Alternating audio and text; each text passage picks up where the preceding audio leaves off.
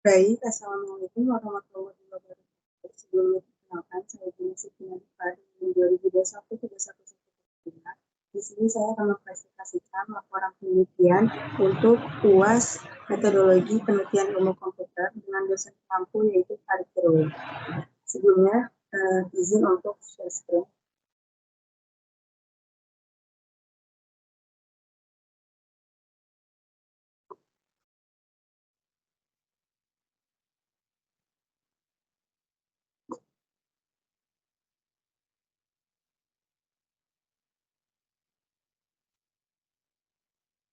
Baik, di sini saya mengambil tema dengan judul peningkatan pengalaman belanja melalui analisis pola belanja konsumen menggunakan algoritma a priori.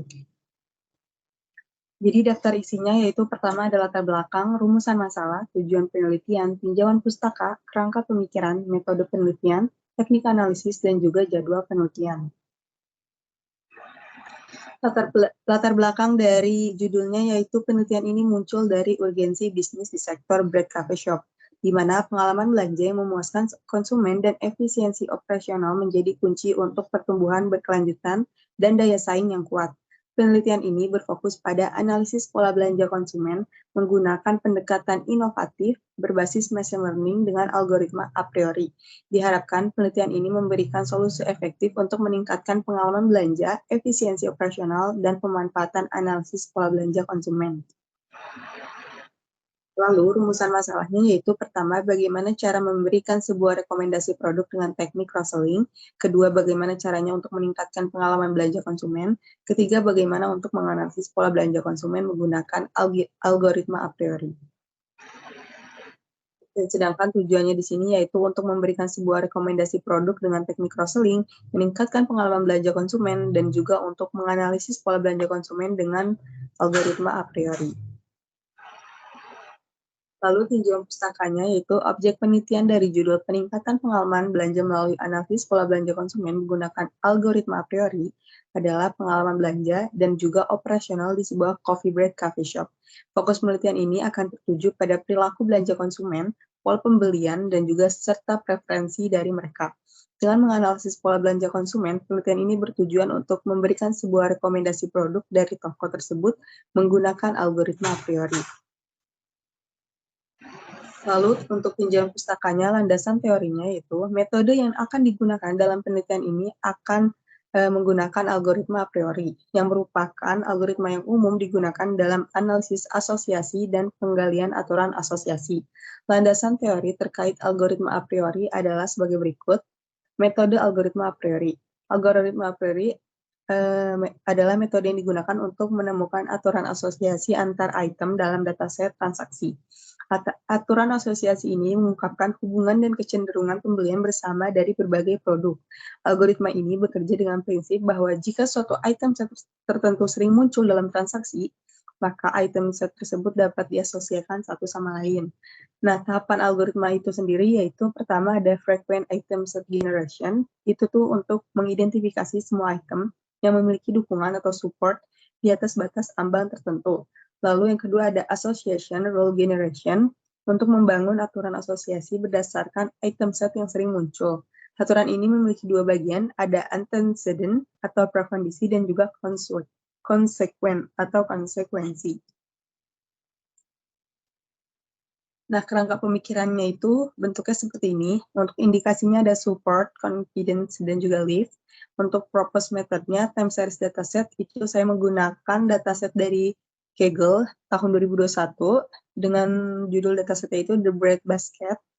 Dan nanti diprediksi algoritmanya menggunakan a priori algoritma dengan indikasinya seperti itu. Objektifnya menggunakan model akurasi dan measurementnya menggunakan RMS.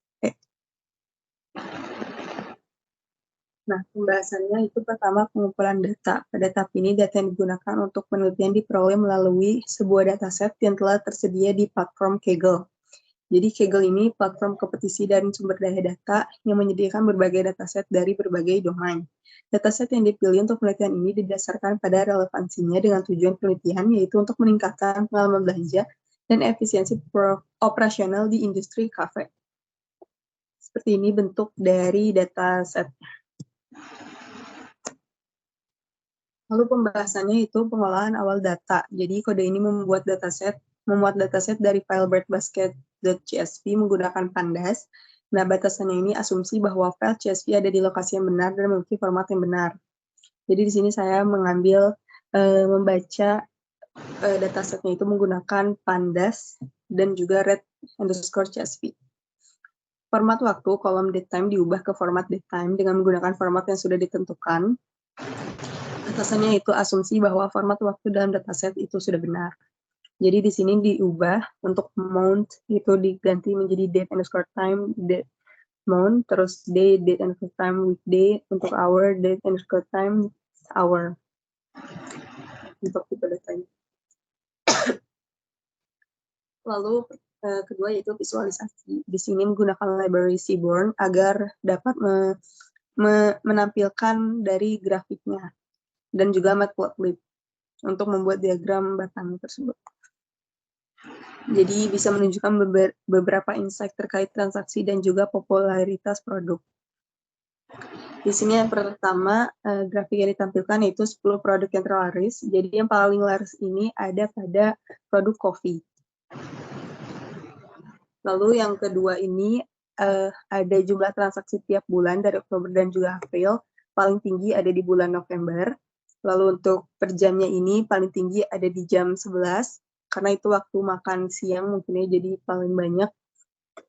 Lalu untuk transaksi per harinya paling banyak ada di Saturday, di hari Sabtu.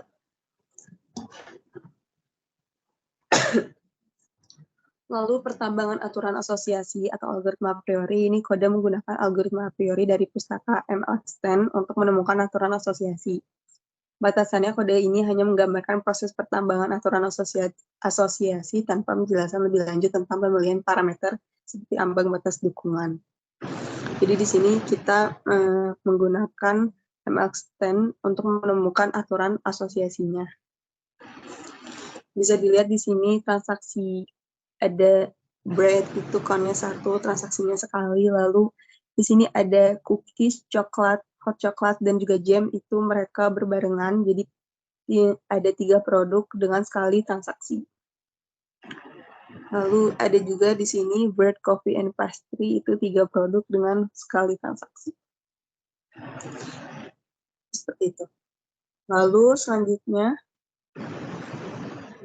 ada pengujian model atau metode dan eksperimen pengkodean data. Kode ini mengubah data transaksi ke dalam bentuk matriks biner, di mana 0 menunjukkan ketiadaan item dalam transaksi dan 1 menunjukkan keberadaannya. Batasannya, pengkodean sederhana ini dapat mengabaikan informasi tambahan tentang kuantitas item dalam satu transaksi.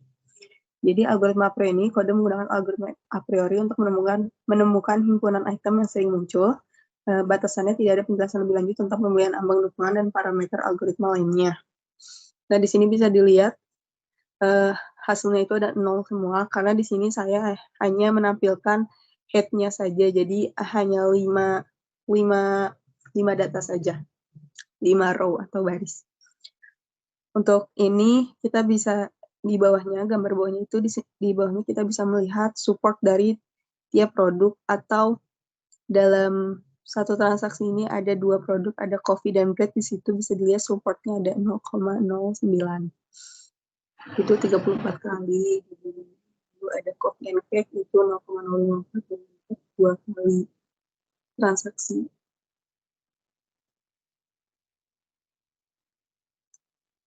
Nah, di sini yaitu ada evaluasi hasil dan validasi. Himpunan item yang sering muncul, kode menampilkan himpunan item yang sering muncul. Batasannya tidak ada analisis lanjutan atau interpretasi terhadap himpunan item yang sering muncul. Lalu ada aturan asosiasinya, kode menampilkan aturan asosiasi berdasarkan confidence tertinggi. Batasannya tidak ada evaluasi lebih lanjut tentang relevansi atau aplikabilitas praktis aturan yang dihasilkan. Jadi nanti hasil akhirnya seperti ini, ada antecedents-nya, ada consequence-nya, ada support-nya, ada confidence-nya, dan juga ada lead-nya.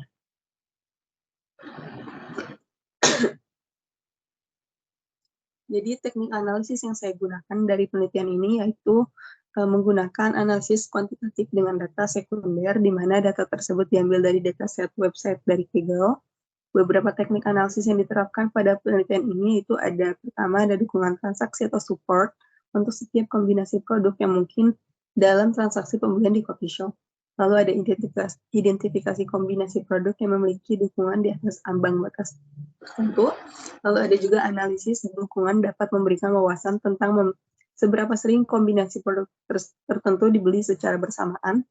Lalu ada kepercayaan asosiasi confidence. Jadi pertama itu kita hitung dulu confidence-nya antara produk-produk yang memiliki dukungan tinggi. Lalu tentukan ambang batas kepercayaan untuk mengidentifikasi asosiasi yang signifikan.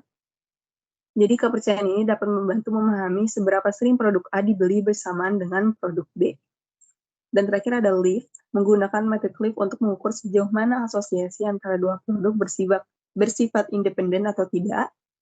Lift dihitung sebagai rasio antara dukungan kombinasi produk yang diuji dengan perkalian dukungan produk individu. Lift di atas nilai 1 menunjukkan adanya asosiasi yang signifikan. Baik, selanjutnya ada jadwal kegiatan dari penelitian saya, yaitu pertama ada perencanaan. Di sini saya menentukan tema di tanggal 25 sampai 29 Oktober 2023.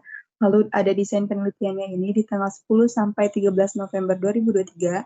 Dan pengumpulan datanya ada di tanggal 13 November 2023.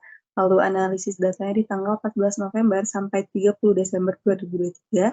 Lalu penyusunan laporannya ada di tanggal 1 sampai 15 Januari 2024.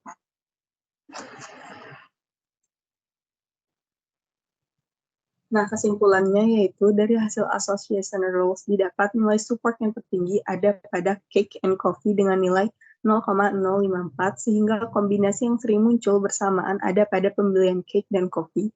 Lalu untuk nilai confidence yang terbesar ada pada pembelian toast dan kopi dengan nilai 0,704 sehingga jika seseorang membeli toast maka orang tersebut membeli kopi.